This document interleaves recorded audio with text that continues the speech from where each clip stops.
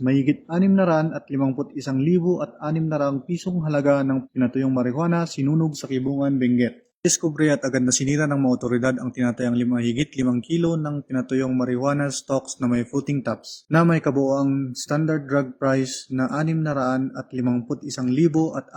piso sa isang marijuana eradication operation sa Sitio Tableo, Barangay Bado, Kibungan, Benguet noong Hunyo 1 taong kasalukuyan. Nagawa ang operasyon mula alas 6 ng umaga hanggang alauna ng hapon sa pangunguna ng Kibungan Municipal Police Station. Katuwang ang iba't ibang unit ng kapulisan at mga ahensyang nagpapatupad ng batas laban sa iligal na droga. Ang operasyon ay sinagawa sa bisa ng PDEA Certificate of Coordination bilang bahagi ng kumpanyang Oplan Ultimate Grass Cutter ng Benguet Police Provincial Office sa iligal na pagtatanim at pagproseso ng marijuana. Ayon sa ulat, natagpuan ang pinatuyong marijuana sa loob ng isang communal forest sa naturang lugar.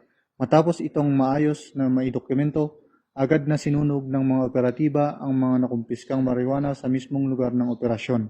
Kumuha rin ang mga otoridad ng sapat na sample na isusumite sa Regional Forensic Unit, Cordillera Administrative Region para sa kaukulang qualitative examination.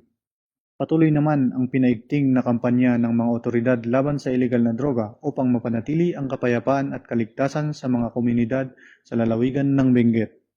Mula dito sa La Trinidad, Benguet, ako ang inyong Police News Network Correspondent, Police Staff Sergeant Genuine Bulingan, alagad ng batas, tagataguyod ng Balitang Pulis.